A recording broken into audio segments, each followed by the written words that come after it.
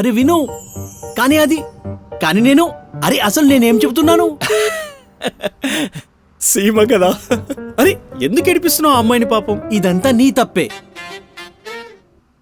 నేనేం చేశాను?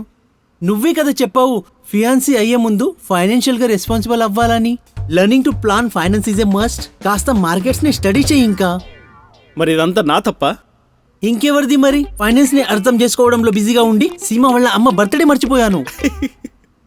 నేను అర్థం చేసుకోమని చెప్పానే కానీ దాని మీద పిహెచ్డి చేయమని చెప్పలేదు. కానీ అన్న, there is so much to learn. Market యొక్క సైకిల్స్, వాలటిలిటీలో ఆపర్చునిటీస్, లాంగ్ టర్మ్ యొక్క compounding magic, and most importantly debt or equity యొక్క బ్యాలెన్స్. అన్నా, నాలాంటి ఓవర్ థింకర్ కి చాలా స్ట్రెస్ఫుల్ గా ఉంటుంది.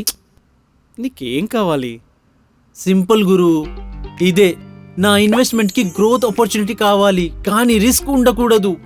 నేను జాబ్ తో పాటు ఈ మార్కెట్ ఫ్లక్చుయేషన్స్ ఇంకా ఇది ఇన్వెస్ట్మెంట్ అలొకేషన్స్ మేనేజ్ చేయలేకపోతున్నాను గురు. నీలాంటి వాళ్ళకి balance advantage funds perfect. Balanced advantage funds?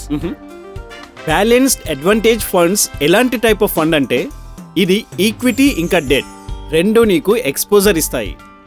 ఇది ఒక ఫిక్స్డ్ కాదు, ఇది ఒక డైనామిక్ యాసెట్ అలోకేషన్ మోడల్. ఇక్కడ మార్కెట్ రీసెర్చ్, కండిషన్స్, ఇన్సైట్స్ ఇంకా ట్రెండ్స్ ద్వారా మీ ఇన్వెస్ట్మెంట్స్ ఆప్టిమైజ్ చేయబడతాయి. ఉదాహరణకి, మార్కెట్ అనుగుణంగా ఈక్విటీ నుంచి అలోకేషన్ తక్కువ లేదా ఎక్కువ చేసి మీ పోర్ట్ఫోలియోని రీబ్యాలెన్స్ చేస్తుంది. ఇంకా ఈ విధంగా ఇది మీ రిస్క్స్ మరియు రిటర్న్స్ మేనేజ్ చేస్తుంది.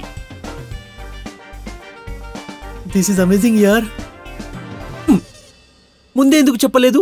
ఇంత రీసెర్చ్ చేసి ఉండేవాడిని కాదు.